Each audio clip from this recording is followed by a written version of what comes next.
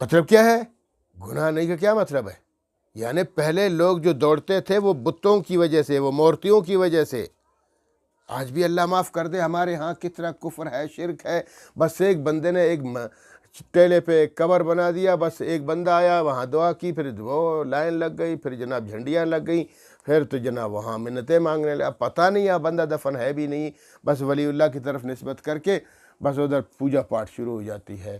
اللہ رب العالمین ہمیں ہدایت فرمائے اس طرح سے کہ شرک کرنے سے، بدعات کرنے سے۔ تو انہوں نے بھی ایسے صفا مروہ پر کفار نے، مشرکین نے ایسی مورتیاں رکھی ہوئی تھی، بت رکھے ہوئے تھے، تو اللہ پاک نے فرمایا نہیں نہیں نہیں، تم ان چیزوں کو، مورتیوں کو ختم کر دو، اور حضرت حاجرہ علیہ السلام کی سنت سمجھ کر یہاں دوڑو، سعی کرو، تو فلا جناح علیہما علیہ ان یطوف بہما، پھر تم پر کوئی گناہ نہیں ہے، کیونکہ تم تو ابھی عبادت کر رہے ہو۔ اگر لوگ پہلے مورتیوں کی وجہ سے دوڑتے تھے تو وہ گناہ کرتے تھے، تم تو گناہ نہیں کر رہے ہو۔ آگے فرمایا وَمَن تَطَوَّعَ خَيْرًا، جو بھی اپنی خوشی سے خیر کا کام کرے گا، وَمَن، اور جو بھی تطوع خوشی سے خیرن بھلائی کا کام کرے گا، تو فَإِنَّ اللَّهَ شَاكِرٌ عَلِيمٌ، یقیناً اللہ رب العالمین شکر گزار ہے، قدردان ہے، علیم جاننے والا ہے۔ ایک تو جانتا ہے کہ تمہاری نیت کیا ہے، تم تو اس نیت سے جا رہے ہو کہ یہاں اللہ کے بڑے پیغمبر ابراہیم علیہ السلام کی زوجہ پاک یہاں دوڑ رہی تھی، ابھی اللہ کو یہ ادا اتنی پسند آئی تو ہمارے لیے اس کو سنت قرار دیا ہے، لہٰذا میں تو اس نیت سے جاتا ہوں، تو اللہ تو جاننے والا ہے۔ اور اگر کوئی شرک کی وجہ سے وہاں دوڑ رہا ہے،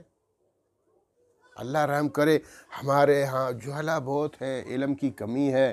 بہت سارے دیہاتی بیچارے حج کرنے کے لیے کہتے ہیں کہ ایک بندے کو، اس کے بوڑھا آدمی تھا، اس کے بیٹے لے گئے، ابو جان چلو ابھی اللہ نے ہمیں بہت کچھ دیا، چلو آپ وہ حج پہ لے جاتے، حج پہ لے گئے تو وہاں کیا کر دیا،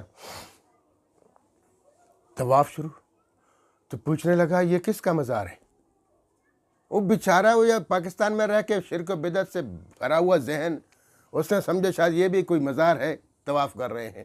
تو بیٹوں نے سمجھا ابو جان یہ مزار نہیں ہے، اللہ کا گھر ہے، بیت اللہ ہے، خدا کا گھر ہے، ایسی بات نہ کیا کریں۔ اچھا ٹھیک ہے۔ پھر جب دیکھا کہ لوگ رو رہے ہیں، چیخ رہے ہیں، چلا رہے ہیں، اپنے رب کو فریاد کر رہے ہیں، تو پوچھنے لگا کوئی سردار صاحب وہاں علاقے میں کوئی خیر خبر ہے، کوئی فوت ہو گیا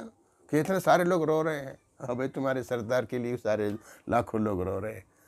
پھر بیٹوں نے سمجھا ابو جان یہ اللہ کا گھر ہے، اپنے گناہوں سے لوگ معافی مانگ رہے ہیں، ہم سب خطا کار ہیں، غریق العصیان ہیں، گناہوں میں ڈوبے ہوئے، ادھر اس لیے آئے ہیں کہ اللہ رب العالمین کے دربار میں کہ اللہ ہمیں معاف فرما دے، ہمارے گناہوں سے درگزر فرما دے، اس لیے آئے ہیں۔ تو عجیب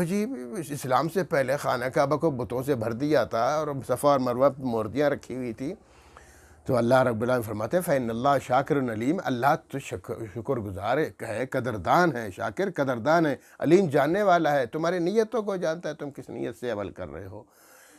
تو لہٰذا دیکھو، نماز بھی ہم پڑھیں گے، اگر اللہ کی خاطر پڑھیں گے تو قابل قبول ہے، اگر کسی کو دکھانے کے لیے کریں گے تو اللہ تو جانتا ہے، تو وہ ناقابل قبول ہے۔ ہمارے سارے اعمال ایسے ہیں، صرف اللہ کی خاطر اخلاص سے کرو، اللہ جاننے والا ہے۔